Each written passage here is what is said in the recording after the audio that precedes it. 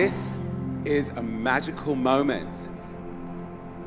I think promoting social inclusion is not words. You just have to, as an architect, create a space where that happens automatically. And that is what we try to do in the building. Starting with these ideas was never done before. It's a movable, flexible space. You can cut it in so many different ways, so how are you going to cut this diamond? Creating a building that is always open. This is state of the art, so it's as good as anywhere else in the world. And I think we created here another type of theatre, which I think is a new type in this country. And I'm just looking forward how they're going to use it. Watch the sky. Who we choose to love. In our opinion, performance building needs to enable performers to do whatever they want without any restrictions. And we realized over the time designing this kind of buildings that flexibility in space is very, very important, because when you can change the space to whatever you want to do, you have the ultimate performance. You have to have a bad boy DJ for that.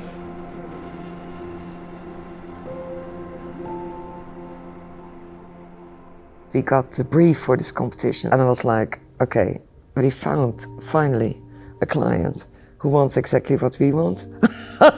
So, and then we just went for it.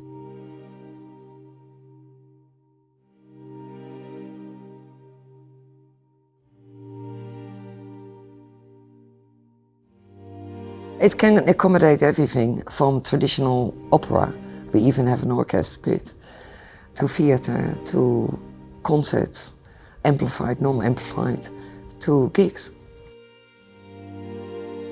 Due to the combination of, let's say, a theatre space and the warehouse.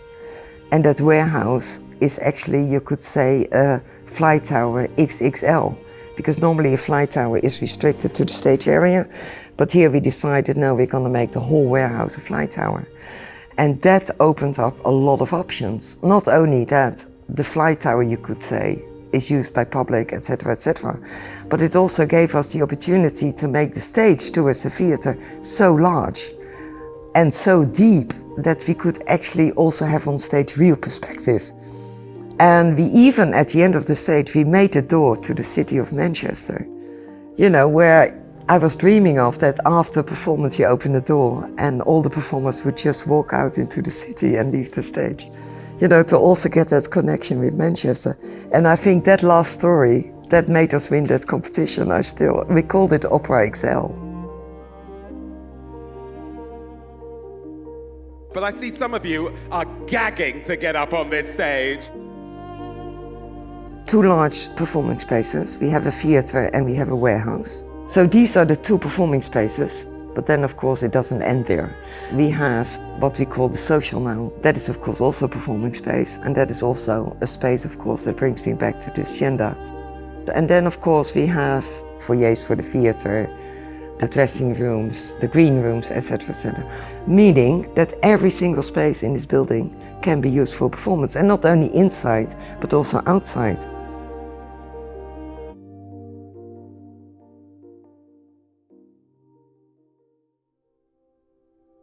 Let's say the birth date of this organization, and I'm going back to factory records because I think that was the starting point, was actually the years that I was a teenager.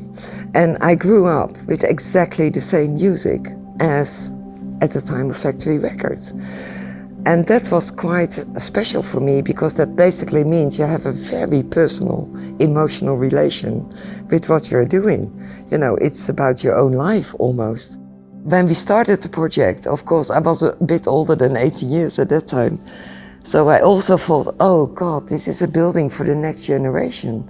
So I really have to catch up. And I was very lucky, my daughters were teenagers at that time. So I said to them, okay, we're gonna book all the, a lot of concerts in Holland and wherever in Europe to make sure that I catch up with you young guys. And that was for me very important also to have the confidence, and also give me the ingredients. That was for me the most important research. I did at that time. And with those ingredients, I can be sure that this building is fit for purpose. And not for now, but for the next generation and the future, especially the young generation in Manchester.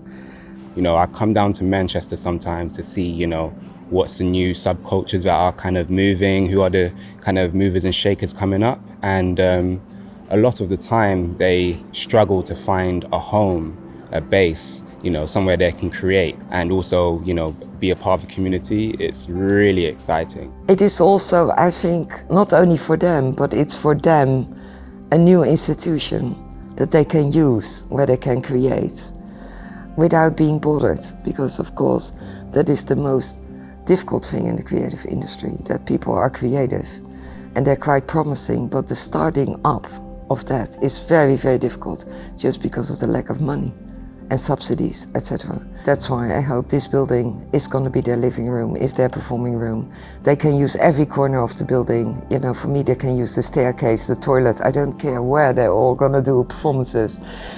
And they can really use this building as their own starting up place.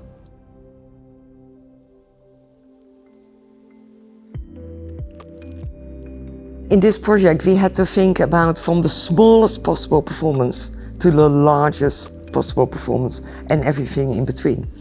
But also, of course, we had to think about how we can partial this up so that they can do 2 performances or 3 performances or even 10 performances all at the same time and make it a more diverse and interesting building. This building has, as you can see when you look around already at the big steel structure we have here and the big bolts, this is quite a piece of engineering, I have to say. And actually, as architects, we talk about it very little. But the sheer scale of things and partitioning up large spaces, we had to introduce large movable doors. So we have proscenium doors that are like 22 meters wide and 12 meters tall that disappear into the ceiling. We have the largest movable wall installation ever done on this planet to separate the warehouse into pieces.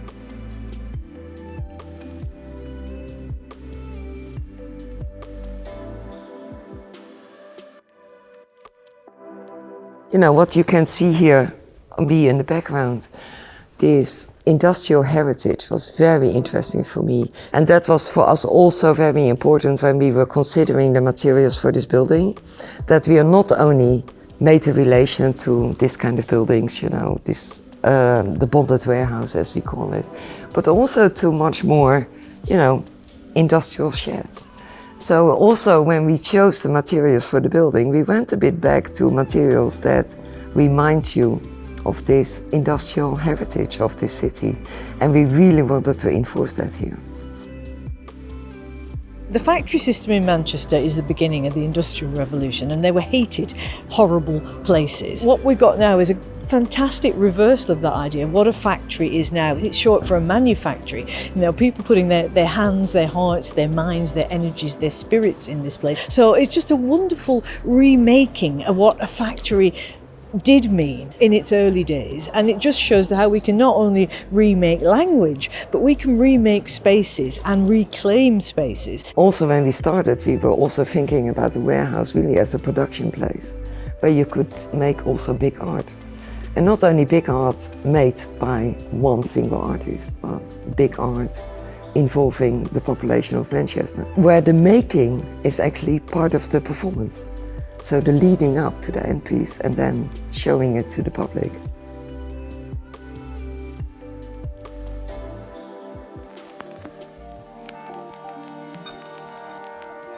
But of course we can't forget about the festival.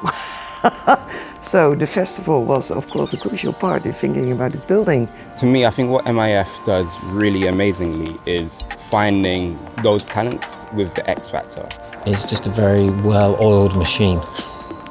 And it has a great sense of the city and the people of the city, and it knows the people of the city increasingly, I would say.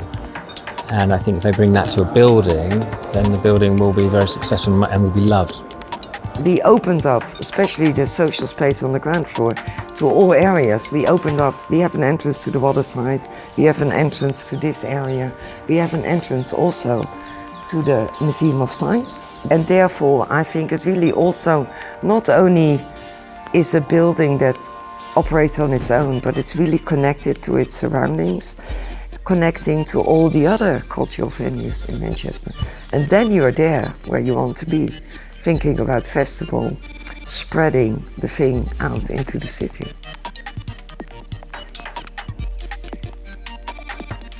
Every building we do is about social inclusion. I think buildings have an obligation to give things back to the city. And of course, in a performance building, you can do that to the maximum, so that's fantastic. I walked around here where you see people in the building and things are coming together. It was even better than I thought it would be.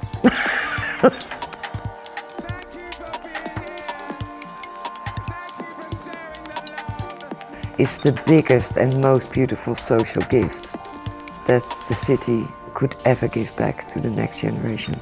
So in that sense, we should also be very proud of it, and also be proud that we were, or they were, generous in that respect.